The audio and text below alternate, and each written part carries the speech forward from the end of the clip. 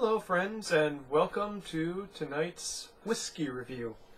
I'm still fooling around with the camera settings, so I apologize if this looks weird. I'm still trying to go and figure out what causes that annoying, staticky popping noise in my videos. But anyways, on to today's liquor. So, today I have something fairly exciting. Old Overcoat.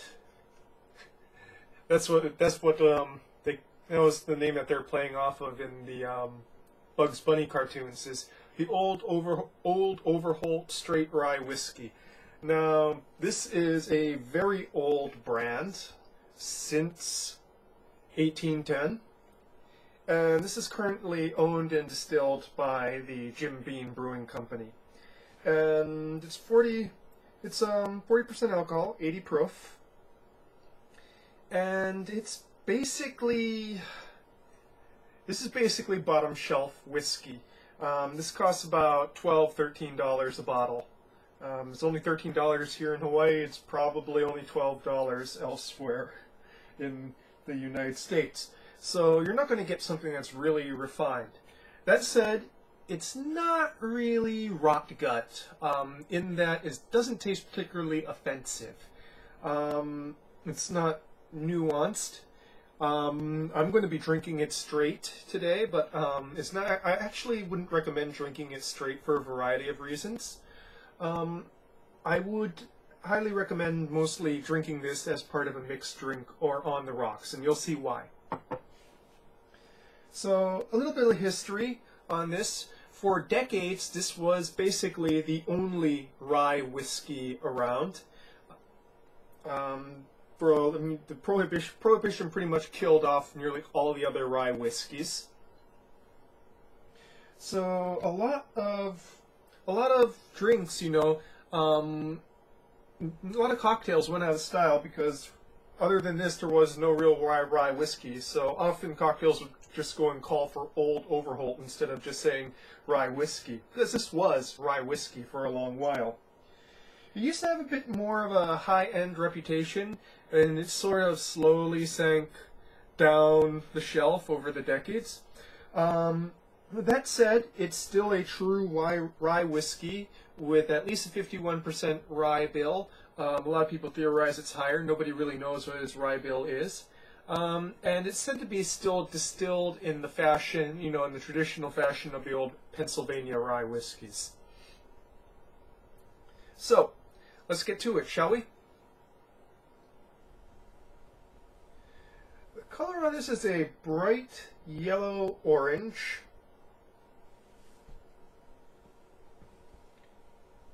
Very clear.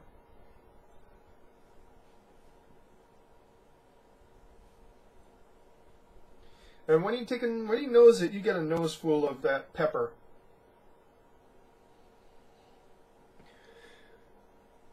That's the primary thing there. It really clears out your nostrils there.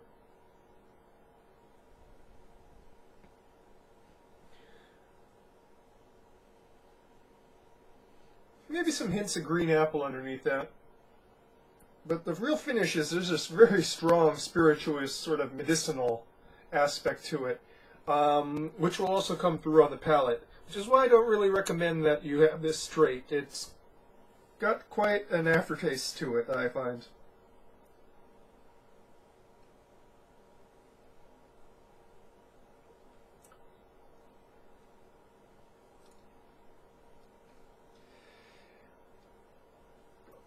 It certainly doesn't go down smooth. Pepper is the primary thing you got going here. It just goes straight into the nostrils right there, and it's like, whew! There's a nice good pepper punch. And that's why I say, this would be really good in mixed drinks or cocktails. And because it's fairly cheap. And two, when you're making a cocktail with a rye whiskey, what you want is something that adds that peppery kick to it. And this definitely has that peppery kick. So you're kind of getting what the main flavor overtone you should get from it if you're using it in a mixed drink. If you're drinking it straight like this, you get a punch in the sinuses.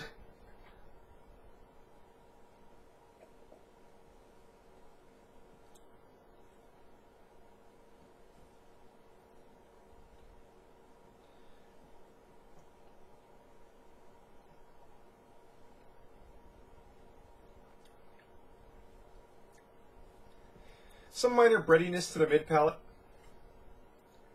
And it sort of dissolves into a sort of lemony tang. Not really citrus, I would say it's just sort of a lemony sourness. It doesn't really have the extra dimensions to really say citrus.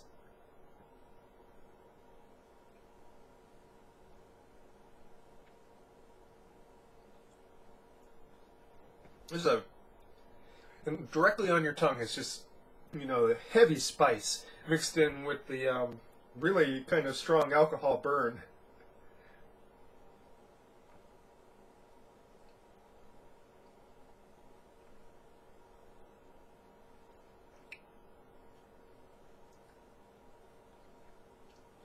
In the finish, there's a touch of corn, and there's also kind of a cloying aftertaste to it, cloying bitter aftertaste that just kind of sticks to your tongue. And it's not pleasant like the pepper is. You know, it just kind of tastes a little bit like that, you know, sort of cheap medicinal alcohol flavor aftertaste. That said, it's not wretched. You know, it's just kind of sticking there. And it's probably easily covered up in a mixed drink. It's probably easily covered up on the rocks too. I'd like to actually try this on the rocks.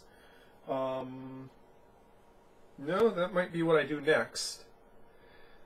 So,